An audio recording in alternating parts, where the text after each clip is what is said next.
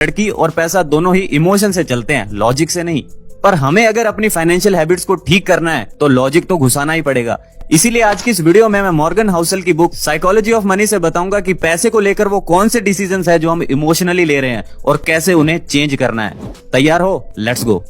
हम किसी इंसान के वेल्दी होने का आइडिया इस बात से लगाते हैं कि उसके पास क्या क्या दिख रहा है, क्योंकि हमारे सामने वही तो इन्फॉर्मेशन है जो दिख रही है। हमें किसी के बैंक अकाउंट्स और इन्वेस्टमेंट्स थोड़े ना पता है। इसीलिए हम लोगों की फाइनेंशियल सक्सेस को जज करते हैं उनकी बड़ी गाड़ियों से, बड़े घरों से और उनकी इंस्टाग्राम पोस्ट से। हम यही सोचते हैं कि इन्हीं सब चीजों से किसी इंसान की वेल्थ दिखती है, पर ऐसा नहीं है। असल में वेल्थ वो है जो कभी दिखती नहीं है। वेल्थ है जो कार्स आपने नहीं खरीदी, जो वॉचेस आपने नहीं पहनी, जो कपड़े आपने नहीं खरीदे, जिन वेकेशंस पर आप नहीं गए हो, ये है वेल्थ। पर हम ऐसे नहीं सोचते वेल्थ के बारे में, क्योंकि जो चीज दिख नहीं रही है हम उनका हिसाब ही नहीं लगा पाते। देखो सिंपल सी बात है, अगर आप पैसे चीजें खरीदने में लगा दोगे तो आपके पास चीजें होंगी, पैसे नहीं। बहुत लोग कहते हैं कि मैं करोड़पति बनना चाहता या चाहती हूँ, तो इसका मतलब एक्चुअल में वो करोड़ों रुपए खर्च करना चाहते हैं, जो कि करोड़पति बनने से बिल्कुल ऑपोजिट है। देखो, रिच आदमी को पहचानना बहुत आसान है। अगर किसी के पास महंगी गाड़ी है तो इसका मतलब वह रिच है, क्योंकि अगर वो गाड़ी लोन पर है तब भी उसके पास ईएमआई पे करने के लिए अच्छी इनकम होगी। पर वेल्दी आदमी को पहचानना बहुत मुश्किल है, क्योंकि वेल्थ हिडन होती है। वेल्थ वो इनकम है जो हमने अभी खर्च नहीं की है, जिसे हम अगर ग्रो करें तो वो हमें बाद में बहुत सारे ऑप्शंस देती है। हम में से ज्यादातर लोग रिच बनना चाहते हैं, वेल्दी नहीं। पता है क्यों? क्योंकि रिच रोल मॉडल्स फाइंड करना इजी है और वेल्दी रोल मॉडल्स फाइंड करना बहुत मुश्किल। इसका कारण यह है कि वेल्थ हमेशा हिडन होती है। ऑफ कोर्स वेल्दी लोग भी एक्सपेंसिव चीजें खरीदते हैं, पर यहाँ भी हम सिर्फ उनकी रिचनेस को देख पाते हैं, वेल्थ को नहीं। हम ये देख पाते हैं कि उनके पास कौन सी गाड़ियां हैं, कहाँ रहते हैं, बच्चे कौन से स्कूल में जाते हैं, पर हम ये नहीं देख पाते कि उनकी सेविंग्स कितनी है, रिटायरमेंट अकाउंट्स और इन्वेस्टमेंट पोर्टफोलियोज में क्या है। हम में से ज्यादातर लोगों को ये पता ही नहीं होता कि पैसे को मैनेज कैसे करना है, इससे कौन सी चीजें खरीदनी है, कितना सेव करना है और कहाँ इन्वेस्ट करना है। ये सब जरूरी चीजें भी बहुत थोड़े से लोगों को पता होती है।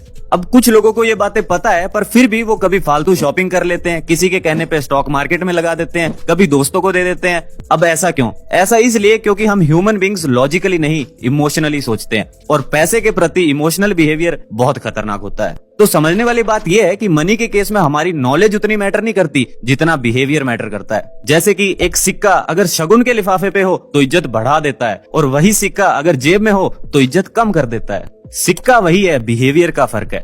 आपने देखा होगा कि जब हमें ऑनलाइन पेमेंट करनी होती है तो फटफट कर देते हैं, पर जब कैश में करनी हो तो बड़ी तकलीफ होती है, क्योंकि हमारे हाथों को आता हुआ पैसा अच्छा लगता है, जाता हुआ नहीं।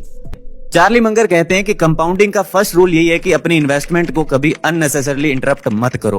वॉरेन बफेट आज अगर इतने सक्सेसफुल हैं तो इसका मेन रीजन यही है कि उन्होंने कभी भी अपनी इन्वेस्टमेंट के साथ छेड़छाड़ नहीं की, इसीलिए कम रिटर्न पर भी उन्होंने सबसे ज्यादा कंपाउंडिंग की, और आज वर्ल्ड के टॉप 5 रिचेस्ट लोगों में उनका नाम आता है। वॉरेन बफेट के 84 बिलियन डॉलर्स में से 81 बिलियन डॉलर्स उनके 65th बर्थडे के बाद आए हैं।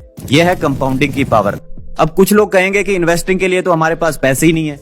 ऐसा नहीं होता, पैसे सबके पास होते हैं। हाँ, सेविंग्स हर किसी के पास नहीं होती, और सेविंग्स ना होने के कुछ कारण हैं। जरा सोचो, सेविंग कब होती है? जब हम खर्च कम करते हैं। कम खर्च कब करते हैं? जब हमारी इच्छाएं कम होती है। और इच्छाएं कब कम होती है? कभी नहीं। इसीलिए ऑथर कहते हैं money is more about psychology and less about finance.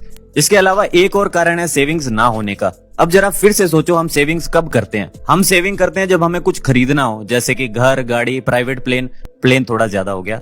यानी हम तभी सेविंग स्टार्ट करते हैं जब हमें क्लियरली पता हो कि खरीदना क्या है। अगर कोई चीज खरीदनी ना हो और कोई हमें आके कह दे कि सेविंग करनी है, तो ये बात हमारे समझ ही नहीं आएगी। हम पहले चीज डिसाइड करते हैं फिर सेव करते हैं, जो कि गलत तरीका है। ऑथर कहते हैं वही असली सेविंग्स है जिससे हमें कुछ खरीदना नहीं है, क्योंकि आज की सेविंग्स हमें कल बहुत सारे ऑप्शंस और फ्लेक्सिबिलिटी देगी। आपके साथ भी ऐसा होता होगा कि जब आप किसी को महंगी गाड़ी में देखते हो तो पहला ख्याल यही आता है कि इसके पास भी गाड़ी है यार, हम ही ऐसे घूम रहे हैं, काश हमारे पास भी ये गाड़ी होती। ऐसा क्यों? हम ऐसा क्यों सोचते हैं? ऐसा इसलिए क्योंकि इससे दूसरों को सिग्नल जाता है कि मैं स्मार्ट हूँ, मैं रिच हूँ, मैं इंपॉर्टेंट हूँ, मेरी तरफ देखो। और मजेदार बात यह है कि हम उस ड्राइवर की तरफ देखते ही नहीं है। लोग कहते हैं वाओ क्या कार है, वो ऐसा कभी नहीं कहते वाओ क्या ड्राइवर है। लोग अगर किसी की गाड़ी की तारीफ करते भी हैं तो इसलिए नहीं कि उन्हें सामने वाले की अमीरी का पता लग गया है, अरे नहीं, वो तो अपने लिए एक बेंचमार्क सेट कर रहे हैं कि जब हमारे पास भी इतना पैसा होगा, ये गाड़ी होगी, तो लोग हमें भी पसंद करेंगे। हम बहुत बार सोचते हैं कि हमें एक्सपेंसिव कार, फैंसी वॉचेस, बड़ा घर, ये सब चाहिए, पर नहीं, हमें बस दूसरे लोगों की रिस्पेक्ट चाहिए, और हम इस उम्मीद में रहते हैं कि एक्सपेंसिव चीजों से हमें वो मिल जाएगी। देखो, ऑथर कहते हैं कि मैं एक्सपेंसिव चीजों के खिलाफ नहीं हूँ, पर अगर आपका गोल रिस्पेक्ट पाना है तो वो ह्यूमिलिटी, एम्पैथी और काइंडनेस से मिलेगी, बड़े इंजन वाली गाड़ी से नहीं।